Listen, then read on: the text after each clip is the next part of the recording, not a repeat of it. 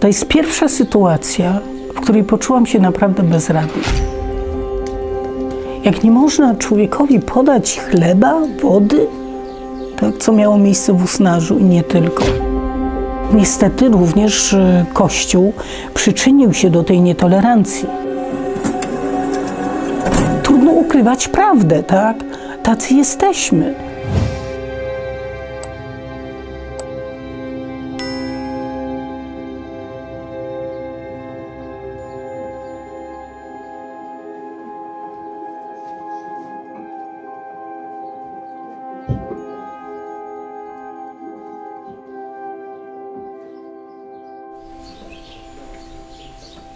Czy Unia Europejska nie wie o pushbackach?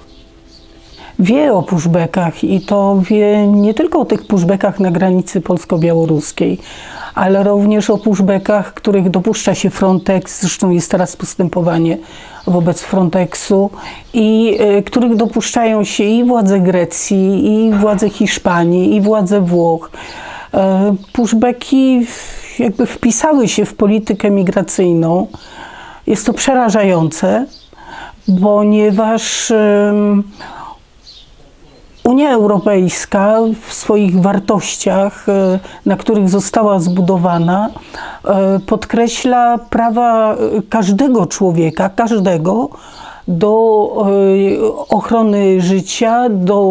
Jest konwencja genewska, która nakazuje przestrzeganie praw człowieka. No i każdy człowiek ma prawo do bezpieczeństwa, do życia w bezpieczeństwie. Wiemy, że nie cały świat jest bezpieczny. Tymczasem Unia, wiedząc o pushbackach i niewiele robiąc w tym kierunku, bo nie można powiedzieć, że nic nie jest robione, ale niewiele robiąc w tym kierunku, a myślę tutaj przede wszystkim o tym, żeby kraje, które dopuszczają się pushbacków, czy tak jak Frontex dopuszczał się pushbacków, żeby poniosły konsekwencje swoich czynów.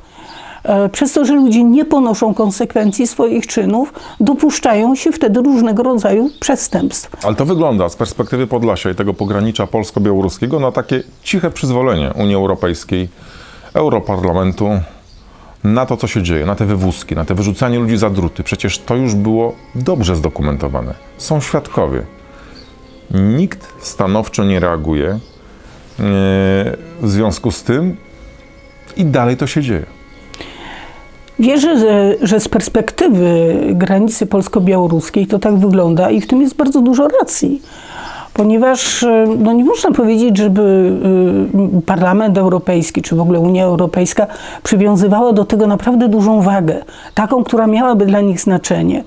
Ponieważ ja też widzę, w związku z tym, że zawsze byłam i jestem zainteresowana migracjami, widzę, że Unia Europejska po cichu na paluszkach odchodzi od swojej polityki przyjmowania uchodźców, opieki nad uchodźcami. Oczywiście na pewno w krajach Unii doszło do różnych błędów w sposobie przyjmowania, integrowania uchodźców. Dopuszczono do tego, że powstały takie enklawy. W tych enklawach, no wiadomo, też krzewi się przestępstwo. Nie dlatego, że uchodźcy są przestępcami, tylko dlatego, że jakby warunki życia w tych enklawach są o wiele trudniejsze, młodzi ludzie postrzegają je jako niesprawiedliwe. No i Unia właśnie tak się trochę rakiem wycofuje z tej polityki. To powoduje, że przymyka oczy na takie fakty, które w cudzysłowie świadczą o bronieniu granicy Unii Europejskiej. No tylko ktoś mnie kiedyś zapytał, czy jestem przeciwko bronieniu granic. Ja nie jestem przeciwko bronieniu granic. I uważam, że powinniśmy strzec granice Unii Europejskiej. Taka jest też nasza odpowiedzialność i między innymi to jest no, jakby jedno z takich przykazań w cudzysłowie bycia w Unii Europejskiej. Ale na czym to polega? No, przede wszystkim chcemy, żebyśmy wiedzieli, kto przekracza tę granicę. Również możemy chronić tę granicę poprzez różne nowoczesne środki. Nie potrzebujemy ludzi bić, torturować, ranić, poniżać, tylko wystarczą nowoczesne środki, które będą nas informowały o tym, że jest jakiś ruch na granicy, że być może jakieś osoby próbują nielegalnie, bez wiedzy Straży Granicznej przekroczyć tę granicę. Dlaczego to jest ważne? To jest ważne, ponieważ chcemy się ustrzec przed handlem ludźmi, przed osobami, które próbują się dostać nielegalnie w celu popełnienia jakiegoś przestępstwa. Tylko że to tak naprawdę na tej granicy nie ma miejsca, bo nie jest celem Straży Granicznej zatrzymywanie jakichś przestępców, tylko celem jest zatrzymywanie ludzi, którzy mają inny kolor skóry, wyznają inną religię i pochodzą z krajów, które przez nas nie są uznawane jako kraje niebezpieczne, a tymczasem takimi są. Czy politykowi opłaca się bronić uchodźców, bronić migrantów, bronić ich praw do bycia człowiekiem? Jeżeli przez opłacalność pan rozumie to, że w ten sposób polityk buduje swój wizerunek i to, czym naprawdę chce się zajmować i co dla niego jest ważne, jakie wartości są dla niego ważne, to tak, opłaca się. Natomiast jeżeli chodzi o taką popularność i możliwość bycia wybranym po raz drugi, trzeci czy wybraną, no to nie opłaca się. Na pewno na takim wizerunku, tym drugim, nie przejdzie się przez kolejne wybory i nie zyska się sympatii wyborców. No ale...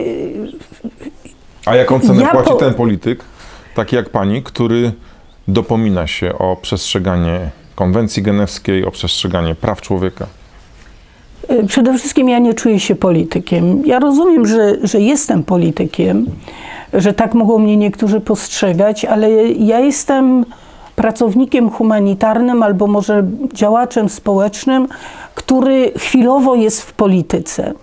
I to też w bardzo konkretnych celach, między innymi takimi związanymi z migracjami, bo wierzyłam w to, że w Parlamencie Europejskim można coś więcej zrobić, że można zmienić kierunek polityki migracyjnej Unii Europejskiej, że można nastawić tę politykę bardziej na pokazanie, że migrację można zatrzymać poprzez pomoc ludziom w tym, żeby mogli pozostać w miejscach swojego pochodzenia, czyli zadbać o ich bezpieczeństwo żywnościowe, o dostęp do wody, bo to jest podstawa, prawda?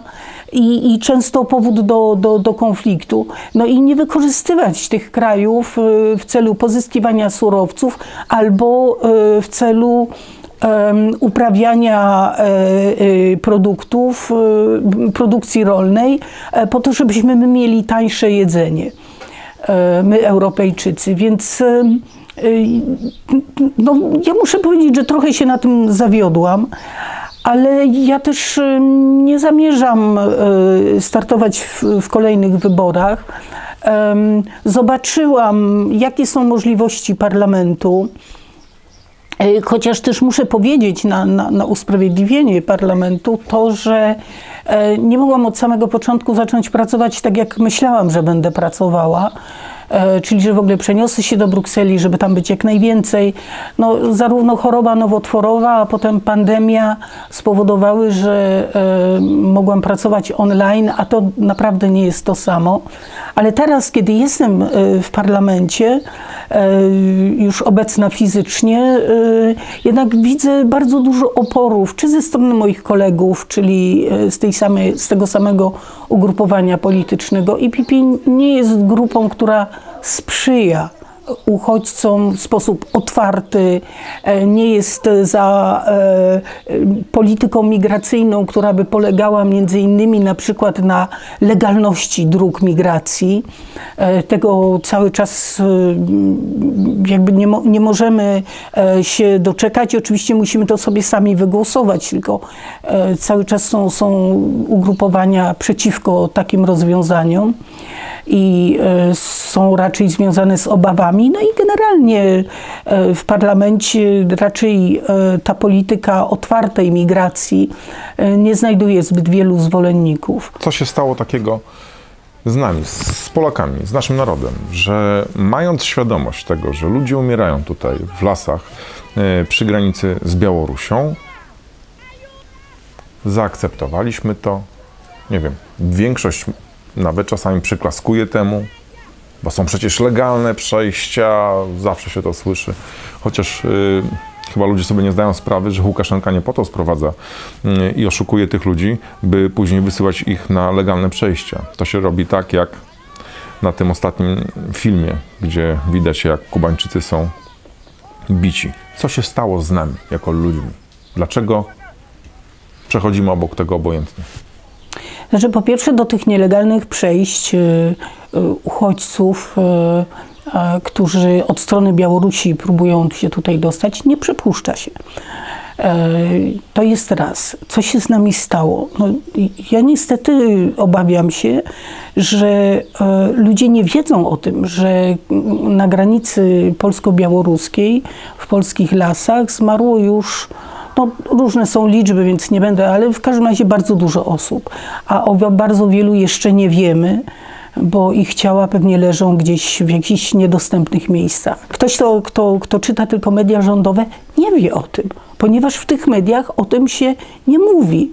Można przeczytać, że Ochojska znowu była na granicy i pluła na Polskę, tak, że jest za wpuszczaniem tych morderców potencjalnych czy potencjalnych gwałcicieli.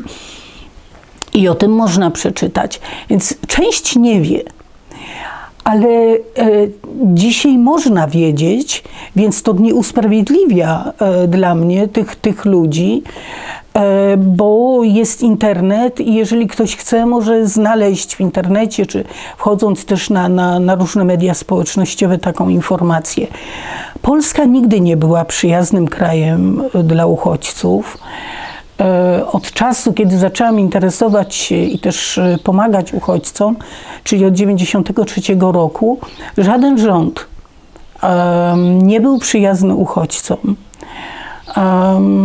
Żaden rząd też nie był przyjazny organizacjom pozarządowym. Więc to, co było robione do 2015 roku, to robiły głównie organizacje pozarządowe i ludzie, po prostu ludzie. Natomiast jest rzeczywiście takie embargo informacyjne i nawet te media, które chcielibyśmy albo oczekiwalibyśmy od tych mediów, że będą zajmowały się tym tematem, nie w ramach sensacji, bo były też i dobre artykuły, i dobre wywiady, i informacje, no tylko dzisiaj, a właściwie od czasu, kiedy jest wojna w Ukrainie, o tej granicy słyszy się niewiele. I właściwie nawet ci zaangażowani informacyjnie, tak, nawet ci zaangażowani informacyjnie mogą mieć wrażenie, że problem na granicy białoruskiej został rozwiązany. Także już Łukaszenka nie przysyła więcej, no i że ci, którzy mieli przejść, to przeszli, ci, którzy zostali uratowani, to zostali uratowani, ale że już tutaj nic się nie dzieje, no bo rzeczywiście trudno jest się doszukać. Znaczy ktoś, kto chce, oczywiście znajdzie takie informacje. No i myślę, że spora część tego społeczeństwa, jeszcze myślę o tym społeczeństwie sprzed wojny w Ukrainie, spora część tego społeczeństwa tak naprawdę nie rozumie, co to znaczy być uchodźcą, nie wie zbyt wiele o krajach, z których ci ludzie uciekają, bo przecież wojny w Czeczenii już nie ma, tak? Wojny w Syrii, no prawie nie ma, może tam coś się jeszcze wydarzy, ale to właściwie bandyci, tak? Jemen zbyt daleko, kraje Afryki, no co nas to obchodzi, no i tak dalej. Także niewiele wiemy. Edukacja na ten temat ze szkół całkowicie zniknęła. Jeszcze może niektórzy nauczyciele może wprowadzają jakiś temat, ale to już pojedyncze są przypadki. No i mamy do czynienia z takim stanem, kiedy właściwie nie ma uchodźców u nas, oprócz oczywiście uchodźców ukraińskich, którzy są tacy jak my, oni się nie odróżniają i póki co ich akceptujemy, ale przyjdzie czas, kiedy będziemy mówili, czemu oni to mają za darmo, dlaczego oni mają dostęp do tego, a nasze rodziny nie mają. No będzie taka, już zaczyna się.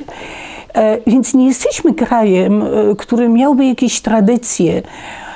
Ja powiedziałabym nawet tak, że pamiętając czasy komuny, to śmiem nawet twierdzić, że tutaj było o wiele więcej uchodźców, bo tak, przyjęliśmy ponad 17 000 Greków, tak? Przyjmowaliśmy Wietnamczyków, Palestyńczyków. Jak pracowałam w Palestynie, to ilość Palestyńczyków, która znała język polski, bo studiowała w Polsce, no była niesamowita. Co któryś Palestyńczyk to znał język polski. Więc wtedy było dużo obcokrajowców, byli też z krajów arabskich, no różnie się o nich mówiło, no ale też byli, prawda? Więc być może nawet wtedy tych, no może nie wszystkich nazywaliśmy uchodźcami, bo to była wymiana pomiędzy krajami socjalistycznymi, ale byli. Teraz jest taka wrogość i jednak lęk, że to są osoby, które przyniosą ze sobą coś złego. Czy to choroby, co nam wmawiał premier Kaczyński, czy to, co wmawiała pani premier Szydło, że będą dzieci niebezpiecznie się czuły w drodze do szkoły. No i tak dalej, tak? Już nie chcę nawet powtarzać tych wszystkich słów, które padły wobec tych ludzi. Całkowicie została zaprzepaszczona praca wielu organizacji, które do 2015 roku prowadziły i programy edukacyjne, jak również zajmowały się integracją uchodźców. To była działka, która całkowicie była zajęta przez organizacje pozarządowe, bo rząd tego nie robił. No i zresztą nie robi tego do dzisiaj. Ale mamy miliony, no ponad 2 miliony uchodźców z Ukrainy. Przyjęliśmy w Polsce, pewnie teraz jest ich mniej, bo wielu z nich wraca do swoich domów. No i tutaj można było. A wcześniej baliśmy się 7 000 uchodźców z Syrii, z południa. No dla mnie w ogóle ten fakt, że nie przyjęliśmy tych 7 000 uchodźców, głównie z Syrii, to jest absolutnie skandaliczne, dlatego że my na dodatek, znaczy mimo, że nie wypada o tym mówić, bo dla mnie każdy uchodźca zasługuje na pomoc, skądkolwiek by nie był. Natomiast my wtedy mieliśmy taką możliwość wybrania sobie tych uchodźców. Mogliśmy ich wziąć z Libanu, tam byli głównie chrześcijanie. Mówimy o 2014 roku, jeszcze za rządów PO. I wtedy nawet mogliśmy wybrać i to był taki trochę crème de la crème uchodźców, dlatego że to mogliśmy wybrać ludzi wykształconych, ludzi o określonej religii, więc jak to się mówi, tak mogliśmy sobie dobrać. Unia Europejska poszła na to, żeby tylko Polska zechciała przyjąć tych uchodźców. Nie zrobiliśmy tego, pani premier Kopacz odmówiła. No a później już była kampania wyborcza PiS-u. Wiadomo, czym ta kampania się posłużyła i w jaki sposób PiS wygrał. Ja uważam, że w dużej mierze to było zwycięstwo oparte właśnie na nienawiści do uchodźców, na budowaniu tej nienawiści. No a potem przyszły lata rządów PiS-u i nic nie szło lepiej, tylko szło gorzej. A Polacy wydają się być z tego zadowoleni, bo gdzieś w tej naszej historii działo się tak, że my staliśmy się takim narodem ksenofobów, narodem, który chciałby, żebyśmy byli wszyscy biali, jednej religii, żebyśmy wszyscy byli katolikami wierzącymi i praktykującymi. To nie jest dobre. Ja kocham Polskę, kocham swój naród, jestem dumna, że jestem Polką. Mamy takie fakty z historii i nawet współczesnej, którymi my, którzy angażujemy się w pomoc dla uchodźców, na przykład, możemy się pochwalić, ale no, trudno ukrywać prawdę, tak? Tacy jesteśmy. I mogliśmy to zmieniać, ale nie wykorzystaliśmy tej szansy. Może teraz młodzi ludzie tę szansę wykorzystają, bo możemy zmienić rząd, możemy również opowiedzieć się bardzo głośno za tym i zwalczać grupy neonazistowskie, nacjonalistyczne, tak? Więc możemy stać się innym narodem. No ale nad czymś takim pracuje się bardzo długo. Ale też trzeba powiedzieć, że musi zmienić się tendencja w Unii Europejskiej. Bo jeżeli Unia Europejska zmierza do tego, żeby tę Europę coraz bardziej zamknąć, jeżeli mury wokół obozów w Grecji są budowane z pieniędzy Komisji Europejskiej wokół obozów, tak?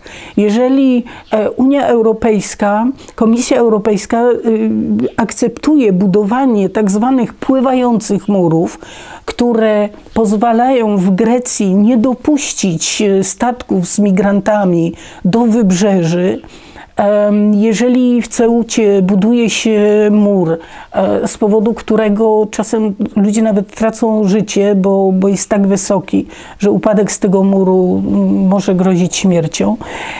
Jeżeli nawet na granicy Stanów Zjednoczonych z Meksykiem zbudowano mur, no już są w nim dziury, zresztą tutaj w tym murze na granicy białoruskiej tak samo, no to widać, że jednak skoro Komisja to akceptuje i nawet finansuje, to jest przyzwolenie na to. Bo musimy obronić się przed tymi masami uchodźców. A co z masami uchodźców, które przemieszczają się do różnych krajów w Afryce, na kontynencie afrykańskim? Tam dopiero mamy do czynienia z masowymi migracjami spowodowanymi głodem z powodu suszy, głodem z powodu powodzi, zmianami klimatycznymi, które powodują jeszcze inne katastrofy naturalne, bo ilość cyklonów, ilość trzęsień ziemi, no może trzęsienia ziemi akurat nie, ale cyklony, na pewno ich ilość zwiększyła się między innymi z powodu zmian klimatycznych. A kto korzysta z powodu zmian klimatycznych? My, Europejczycy, Amerykanie, tak? Ci, którzy żyją bogato i którzy wykorzystują ubogie społeczeństwa do tego, żebyśmy żyli lepiej. No to nie dziwmy się, skoro u nas wyrzuca się 7 milionów ton żywności rocznie, no to ludzie przychodzą do naszego kraju, bo są głodni. Przychodzą do Europy, bo są głodni. Przyjęliśmy, no mówi się 3 miliony uchodźców. No wiadomo, wyjechali też, ale czy zabrali nam ci uchodźcy miejsce do tego stopnia, że dla nas tego miejsca nie ma? Czy nadal nie brakuje przedsiębiorcom pracowników?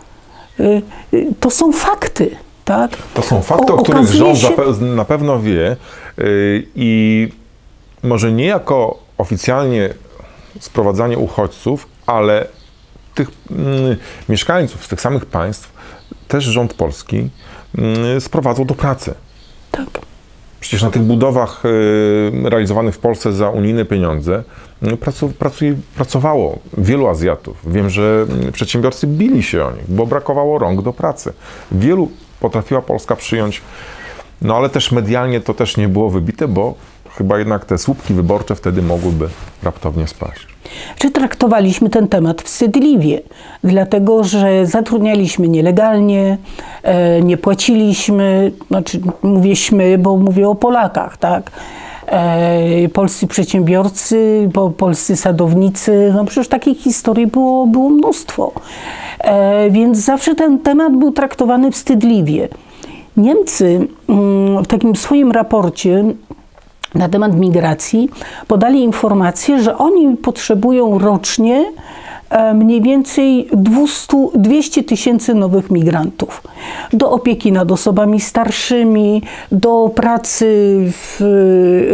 w usługach najróżniejszego rodzaju, do pomocy przy dzieciach, do sprzątania domów, do prowadzenia ogrodu, no i tak dalej, i tak dalej.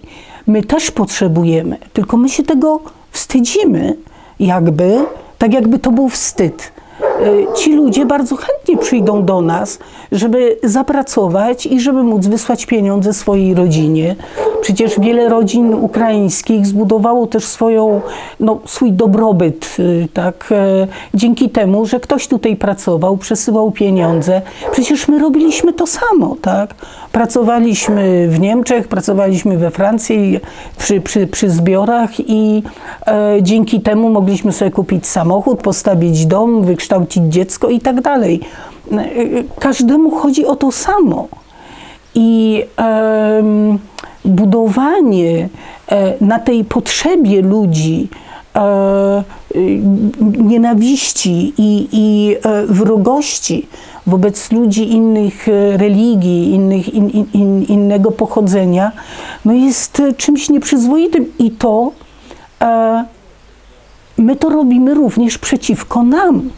Ja muszę powiedzieć, że jak słyszę, że właśnie kolejna osoba zmarła w lesie, tak?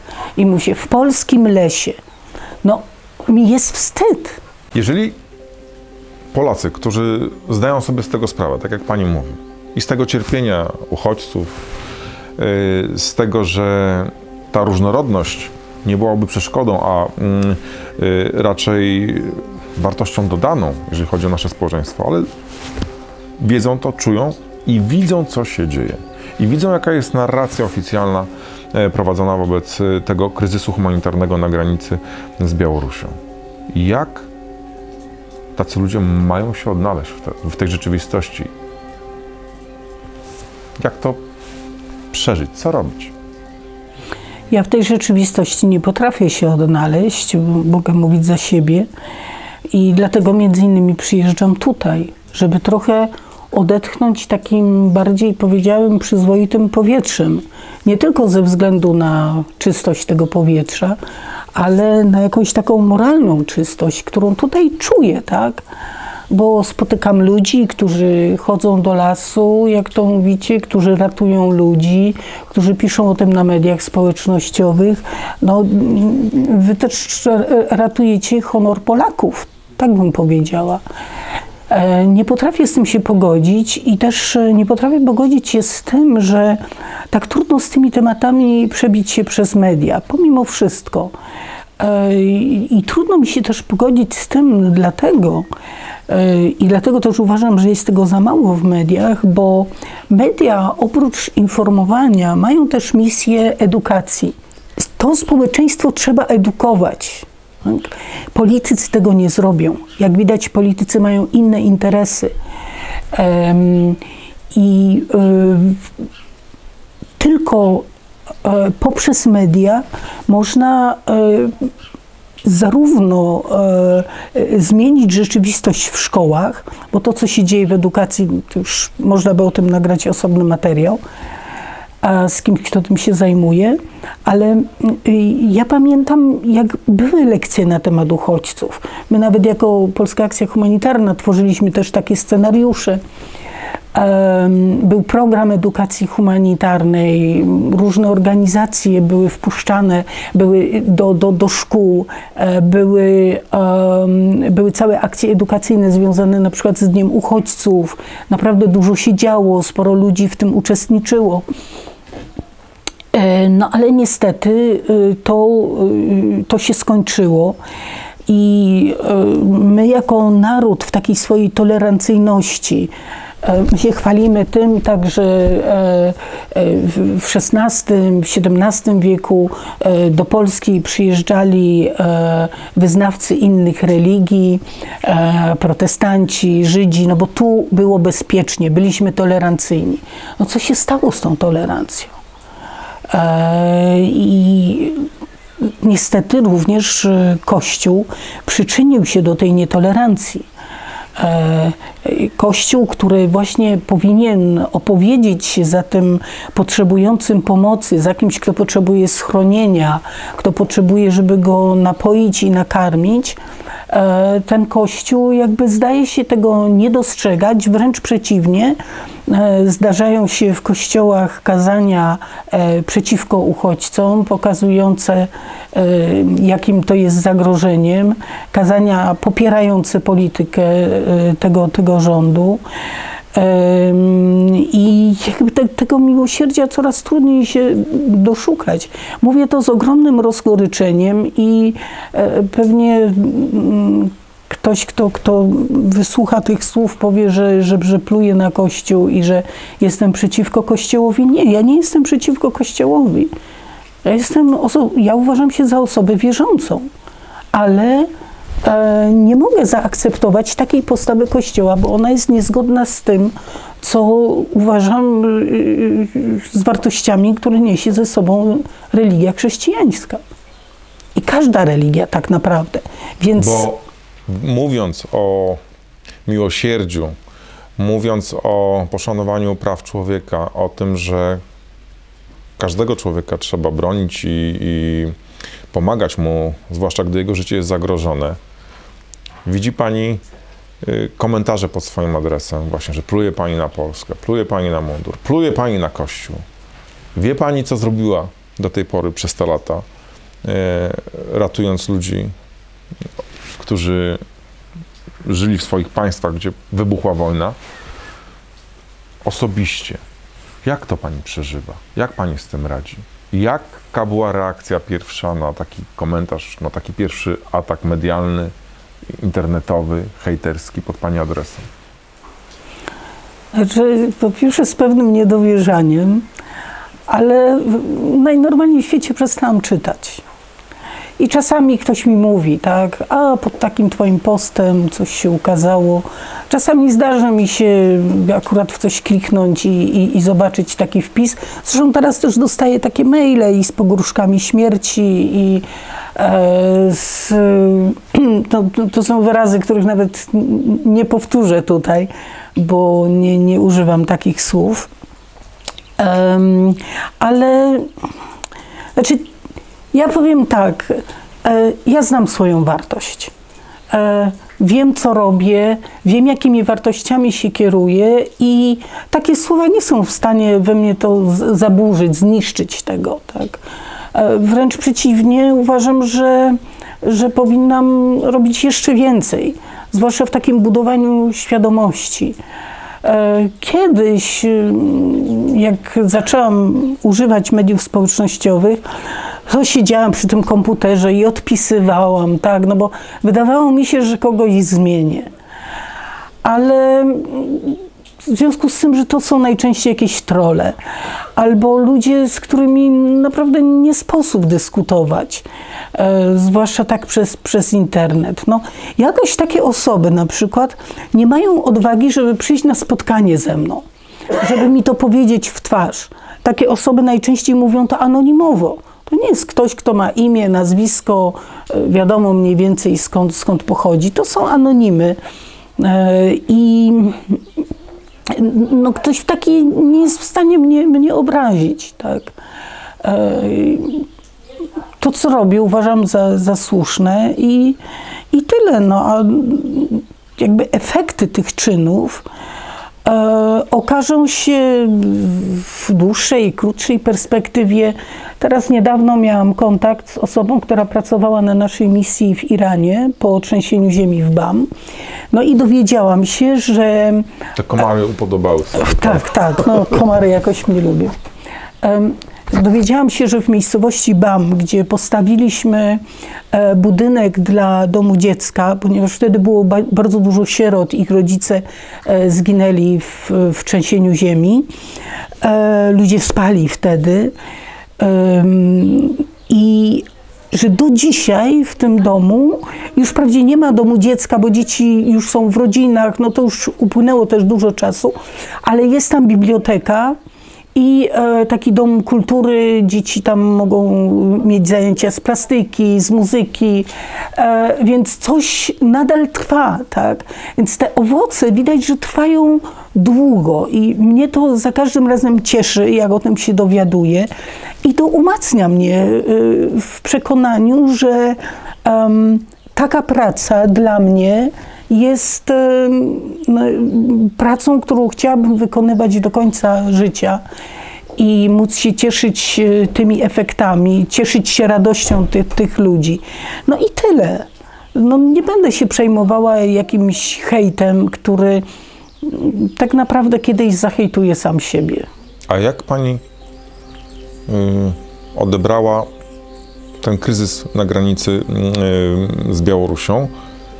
Kiedy po raz pierwszy zauważyła pani, że coś się dzieje, że ten problem migracyjny, który tak mocno Polski do tej pory jeszcze nie dotknął, wszedł, pojawił się i jest. I coś z tym trzeba zrobić.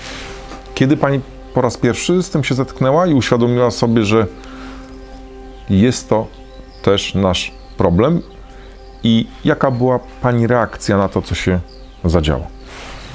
No, od razu usnasz. Jak tylko pojawiły się pierwsze informacje, to wiedziałam, że to może być początek czegoś ważnego. Chociaż muszę powiedzieć, że ja wtedy wierzyłam w to, że w końcu rząd polski się ugnie. Że raptem już teraz nie pamiętam, to były 23 osoby czy 32. Te 30 osób nie mogło zaszkodzić Polsce. Tak? Wręcz przeciwnie, gdyby te osoby przyjęto, gdyby udzielono im schronienia, weszliby w procedurę, to być może dzisiaj Polska byłaby innym krajem. Tymczasem to, co zrobił rząd, to, co zrobili pogranicznicy, wojsko, policja, bo oni wszyscy byli w to zaangażowani, przyczynia się do tego, że stajemy się jeszcze bardziej homofobicznym społeczeństwem, że obawiamy się uchodźców zupełnie. Jak zauważyła pani, że dostęp do tych uchodźców, bo tam większość to byli ludzie z Afganistanu, też z Iraku byli. Jak zobaczyła pani, że pogranicznicy zajeżdżają już mediom ten widok, tak, zasłaniają tę grupę koczującą, że nie ma już z nimi kontaktu, że są też przesuwani w stronę Białorusi i że nie będzie tak, jak pani się spodziewała, to wtedy jakie myśli się pojawiły? Czy jakieś pomysły na to, co pani może zrobić, co Unia Europejska może zrobić? No wtedy, kiedy rząd zaczął sprowadzać coraz więcej służb na tę granicę, kiedy tych 30 osób było otoczonych już wszystkimi służbami, potem zasłonięto ich samochodami, kiedy również coraz więcej aktywistów pojawiało się na granicy, no, ja miałam tylko jedno pragnienie, przyjechać tutaj. Ale stan mojego zdrowia na to absolutnie nie pozwalał. Zresztą nawet myślałam sobie, no nawet gdybym tam pojechała, co mogłabym zrobić, tak? Na tym wózku, to tam nawet nie dojadę, a poza tym jak już ci ludzie nie potrafią przekonać, żeby ich chociaż dopuścić, żeby pozwolić tym ludziom dać jedzenie, wodę, tak? no to co więcej mogę zrobić? No to mogłam robić tylko to, co robiłam na mediach społecznościowych, nagłaśniając tę sprawę i też apelując do różnych osób, które wydawało się, że mogą zdecydować, żeby jednak przyjąć tych ludzi po prostu. Potem jeszcze gdzieś na kolejnej, też na granicy polsko-białoruskiej, ale w innym miejscu było 15 osób.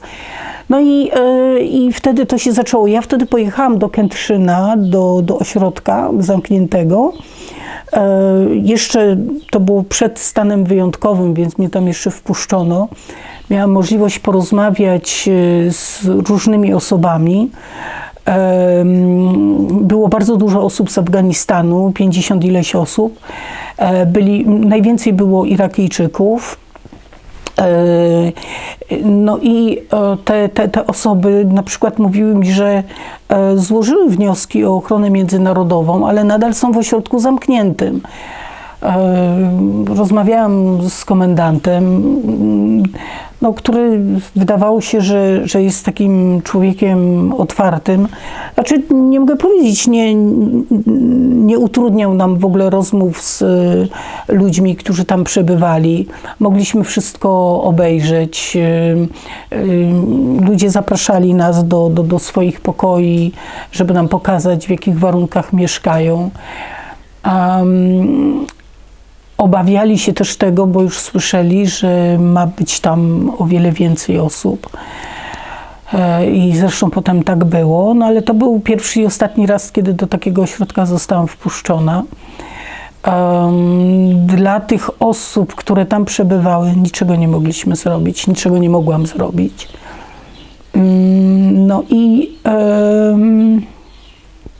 zaczęłam przyjeżdżać tutaj, żeby spotkać się z ludźmi, chociaż sama do lasu nie mogłam pójść, nie mogłam również pracować tu jako wolontariuszka, no to chociaż mogłam porozmawiać z ludźmi, wysłuchać ich, pokazać im, że nie są sami, tak, że czy ja, czy jeszcze też inne osoby, które tutaj was wspierały i wspierają, że jesteśmy. No ale dla mnie to jest taka czarna karta historii i będziemy kiedyś zaprzeczali tym faktom, będziemy się wstydzili tego, co tu się działo. Ludzie będą się jakoś wybielali, no ale ci, którzy naprawdę są za to odpowiedzialni, mam nadzieję, że poniosą konsekwencje. Ja w każdym razie tyle, ile będę mogła zrobić, jeżeli tylko zmieni się ten rząd, jeżeli obywatele tego kraju w końcu zagłosują za tym, żebyśmy zaczęli żyć znowu w normalnym kraju, w którym będą działały sądy, to na pewno będę jedną z tych osób, która będzie dążyła do tego, żeby ci ludzie ponieśli konsekwencje swoich decyzji, swoich czynów, ponieważ tych około 20 osób, które tutaj straciły życie, ci ludzie, którzy wycierpieli niesamowite tortury, na pewno tego oczekują, tak? I to się nie może powtórzyć. To jeszcze niestety ma miejsce. Zanim tutaj przyjechałam, dzień przed przyjazdem, przeczytałam, że 88 osób prosiło o pomoc jednego dnia, czyli cały czas jeszcze są ludzie na tej granicy, którzy potrzebują naszej pomocy. No i stale sobie zadaję pytanie, co jeszcze mogę zrobić? I właściwie muszę też panu powiedzieć, że to jest pierwsza sytuacja, w której poczułam się naprawdę bezradna. Ja nie miałam nic, jak wysyłałam konwój do Sarajewa. Jedynie ludzi, którzy odpowiedzieli na mój apel. Ale 12 ciężarówek pojechało w ciągu 1,5 miesiąca. Zorganizowaliśmy ten konwój. Dojechaliśmy do Sarajewa. Byłam na różnych wojnach z pomocą. Są już nawet miliony ludzi, którym pomogliśmy, tak? Nie tylko jako Polska Akcja Humanitarna, ale też jako Polacy, no bo przecież stąd dostawaliśmy od ludzi środki. Ale tu poczułam się bezradna wobec tej sytuacji. Jak nie można człowiekowi podać chleba, wody, tak, co miało miejsce w Usnarzu i nie tylko, no to znaczy, że coś, jakieś służby działają nieprawidłowo, jacyś ludzie nie zachowują się tak, jak powinni się zachować i jakieś wartości nie są przestrzegane, prawa tych ludzi nie są przestrzegane. Czy widać jakiś koniec tego kryzysu humanitarnego? Bo pani przyjechała tutaj na granicę, sprawdziła pani, że rzeczywiście ludzie są tutaj i te kierunki ich podróży się zmieniają. Wcześniej większość z nich przylatywała bezpośrednio do Mińska, teraz przez Rosję. Tutaj się przedostają z różnych powodów, z różnych państw. Aras Palanik, z którym rozmawiałem, Kurd z Iraku, który od kilkudziesięciu lat mieszka w Londynie, też próbował ściągnąć drogą legalną, później nielegalną, bo tej pierwszej nie dało się zrealizować swoją rodzinę, próbował właśnie tutaj ściągnąć. Gdy zobaczył, co się dzieje na pograniczu, został tutaj na kilka miesięcy, by pomagać, by tłumaczyć. Zapoznał się blisko z tymi wszystkimi historiami. No, gdy go pytałem, jak sądzi, kiedy to się skończy, kiedy ludzie przestaną wędrować i w taki sposób narażać swoje też życie, szukając lepszego świata, powiedział, że nigdy. Nigdy, bo ich państwa nigdy nie będą, no, teraz nie widzi szans na to, żeby były na takim poziomie jak państw Europy Zachodniej i te wędrówki będą zawsze. Czy pani zdaniem to oznacza, że ta nasza wschodnia granica cały czas będzie tak wyglądała? Że będziemy tutaj mieli jeden wielki stan wyjątkowy przez następne lata? Niedługo minie rok od momentu rozpoczęcia się tego kryzysu. My sobie nie uświadamiamy jako ludzie, że migracje były zawsze, że historia ludzkości to jest historia migracji. I gdyby tych migracji nie było, to dzisiaj nie żylibyśmy w takiej kulturze, nie byłoby nas tyle na świecie. I może ten świat wyglądałby lepiej, bo środowisko nie byłoby takie zniszczone. No ale historia ludzkości, powtarzam, to jest historia migracji. Więc one będą zawsze. Zawsze gdzieś będą wojny, niestety. Degradacja środowiska naturalnego jest tak duża, że będą też migracje z powodu zmian klimatycznych. Więc musimy nastawić się na to, że nasze dzieci, nasze wnuki, prawnuki będą też stykały się z migracją. Mam nadzieję jedynie na to, że będzie większe zrozumienie tych migracji, bo jakby tak naprawdę popatrzeć, przecież my Polacy też migrujemy. Przecież to, że jedziemy pracować do Anglii, tak, czy do Hiszpanii, czy że jedziemy na studia do jakichś państw, to też są migracje, bo tutaj na studia też chcą przyjechać młodzi ludzie z krajów, gdzie nie mają takiej możliwości. Więc my zapominamy, że my też migrujemy. Poza tym myślę, że najwyższy czas zrozumieć, że jeżeli my, biali ludzie, możemy sobie pojechać, kupić ziemię w którymś z krajów afrykańskich, założyć plantację i tam sobie żyć, to dlaczego ci ludzie nie mogą tego zrobić w drugą stronę? Tak? I fakt, że każdy człowiek pragnie dla swoich dzieci lepszego życia, jest czymś najnormalniejszym w świecie.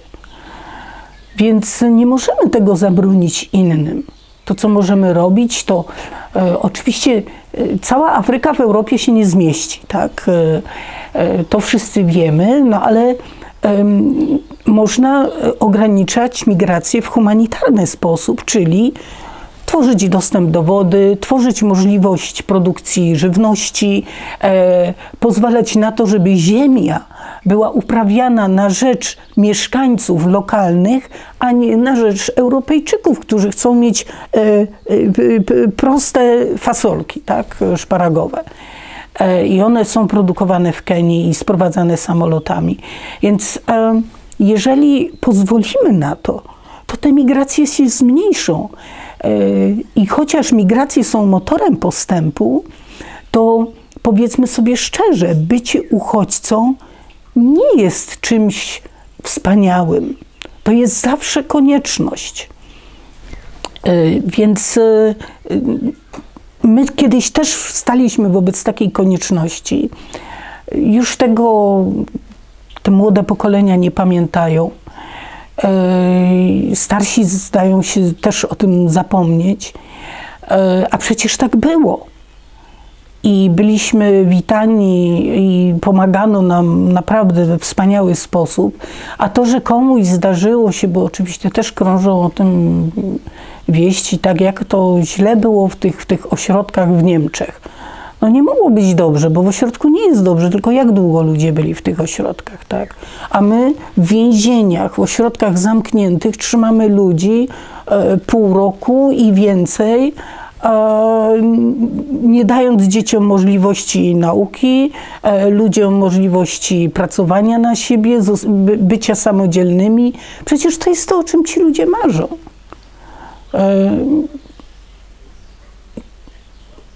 Mam nadzieję, naprawdę mam taką nadzieję, że no jednak jak ten rząd się zmieni, że otrząśniemy się z tego wszystkiego i wrócimy do tego, co zaczęliśmy w 1989 roku. No bo innego wyjścia nie widzę, tak? Albo pozwolimy, żeby rządzili nami ci sami ludzie, ale też jeżeli nie pozwolimy na to, żeby rząd, który nas reprezentuje, był przeciwko wartościom, w które wierzymy. Chcieliśmy być w Unii Europejskiej, zyskaliśmy z tego powodu bardzo dużo i my powinniśmy być tą awangardą w Unii Europejskiej, żeby kontynuować te zmiany, które Unia zapoczątkowała. Czyli jednak otwartość na migrację, otwartość na różnorodność, bo te kraje, w których ta różnorodność jest i gdzie ona no, nie doprowadziła do prześladowania mniejszości, no jednak widać rozwój. Ja kocham Nowy Jork, ale dlaczego? Po pierwsze dlatego, że mam tam dużo znajomych, ale też dlatego, że ta różnorodność tego, co się widzi na ulicy i kogoś obwieszonego łańcuchami, tak, i wymalowanemu dziewczyny z czarnymi ustami i oczami i eleganckie kobietki, które przebiegają ulicami, prawda, z torebkami wartymi $1000. No ale ta różnorodność daje ciekawą kulturę. W Nowym Jorku tak wiele dobrego się dzieje, że naprawdę jest to wartość, a zło za bardzo jest uwypuklane i to ono jest bardziej atrakcyjne i dla mediów. No i stąd nam się wydaje, że jest więcej zła w świecie, a naprawdę jest o wiele więcej dobra i trzeba je powiększać, a nie pomniejszać. Dziękuję ślicznie. Dzięki. Również.